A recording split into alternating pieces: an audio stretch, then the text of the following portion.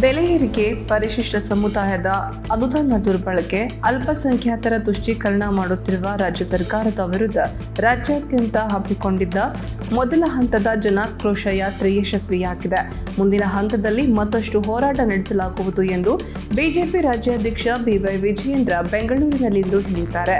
ಮೊದಲ ಹಂತದಲ್ಲಿ 5 ದಿನಗಳ ಕಾಲ ಮೈಸೂರು, ಮಂಡ್ಯ, ಹಾಸನ, ಮಡಿಕೇರಿ, ಮಂಗಳೂರು, ಉಡುಪಿ, ಚಿಕ್ಕಮಗಳೂರು, ಉತ್ತರ ಕನ್ನಡ, ಶಿವಮೊಗ್ಗ ಜಿಲ್ಲೆಯಲ್ಲಿ ಜನಾಕ್ರೋಶ ಯಾತ್ರೆ ನಡೆದಿದ್ದು ಎಲ್ಲೆಡೆ ಜನರಿಂದ ಉತ್ತಮ ಸ್ಪಂದನೆ ವ್ಯಕ್ತವಾಗಿದೆ. ರಾಜ್ಯ ಸರ್ಕಾರದ ಜನವಿರೋಧಿ ನೀತಿಯ ವಿರುದ್ಧ ಜನರಲ್ಲಿ ಆಕ್ರೋಶ ವ್ಯಕ್ತವಾಗಿದೆ ಎಂದು ಹೇಳಿದರು. ಅಗತ್ಯ ವಸ್ತುಗಳ ಬೆಲೆ ಏರಿಕೆ, ಪರಿಶಿಷ್ಟ ಸಮುದಾಯದ ಕಲ್ಯಾಣಕ್ಕಾಗಿ ಮೀಸಲಿಟ್ಟ ಹಣ ದುರ್ಬಳಕೆ ಹಾಗೂ ಅಲ್ಪಸಂಖ್ಯಾತ ಸಮುದಾಯಗಳನ್ನು ಓಲೈಕೆ ಮಾಡುವ ರಾಜ್ಯ ಸರ್ಕಾರದ ವಿರುದ್ಧ ಜನರಲ್ಲಿ ಜಾಗೃತಿ ಮೂಡಿಸುವ ಕೆಲಸ ನಡೆಸಲಾಗುತ್ತಿದೆ. ಕಾಂಗ್ರೆಸ್ ನೇತೃತ್ವದ ಸರ್ಕಾರ ಅಧಿಕಾರಕ್ಕೆ ಬಂದ ನಂತರ ಜನವಿರೋಧಿ ನೀತಿಗಳನ್ನು ಅನುಸರಿಸುತ್ತಿದೆ. ಇದರ ವಿರುದ್ಧ ಬಿಜೆಪಿ ಹೋರಾಟ ನಡೆಸುತ್ತಿದೆ ಎಂದರು.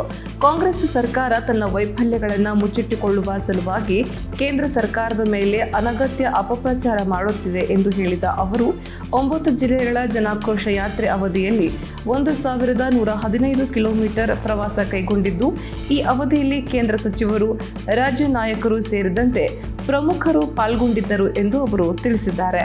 ಹೆಚ್ಚು ಕಾರ್ಯಕರ್ತರು, ಜನಸಾಮಾನ್ಯರು ಇದರಲ್ಲಿ ಭಾಗವಹಿಸಿದ್ರು ಅನ್ನೋದು ವಿಶೇಷ.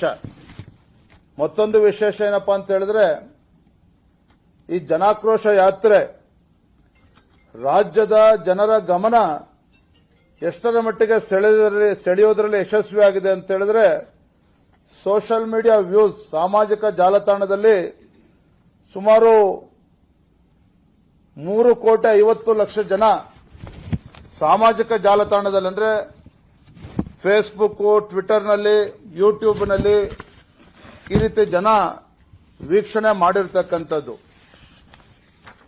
ಒಟ್ಟಾರೆಯಾಗಿ ನಮ್ಮ ಜನಾಕ್ರೋಶದ ಬಗ್ಗೆ ಹೇಳೋದಾದ್ರೆ, ನಮ್ಮ ಈ ಜನಾಕ್ರೋಶ ಯಾತ್ರೆ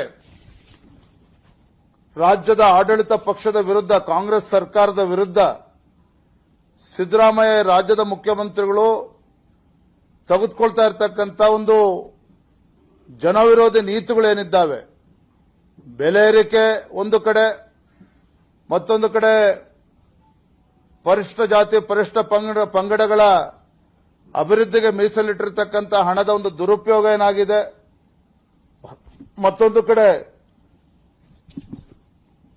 ಮುಸಲ್ಮಾನರ ಒಂದು ಓಲೈಕೆ ರಾಜಕಾರಣ ಇವತ್ತು ರಾಜ್ಯದ ಮುಖ್ಯಮಂತ್ರಿಗಳು ಏನು ಅನುಸರಿಸ್ತಾ ಇದ್ದಾರೆ, ಇವೆಲ್ಲ ವಿಚಾರಗಳನ್ನ ರಾಜ್ಯದ ಜನರ ಮುಂದೆ ಬಹಳ ಪರಿಣಾಮಕಾರಿಯಾಗಿ ಅದನ್ನ ಜನರಲ್ಲಿ ಜಾಗೃತಿ ಮೂಡಿಸ್ತಕ್ಕಂಥ ಕೆಲಸ ಮಾಡೋದ್ರಲ್ಲಿ ಭಾರತೀಯ ಜನತಾ ಪಾರ್ಟಿ ಬಹಳ ಯಶಸ್ವಿ ಆಗ್ತಿದೆ ಅನ್ನೋದನ್ನ ಬಹಳ ಸಂತೋಷವಾಗಿ ನಾನು ಈ ಸಂದರ್ಭದಲ್ಲಿ ಹೇಳೋದಕ್ಕೆ ಇಚ್ಛೆ ಪಡ್ತೇನೆ.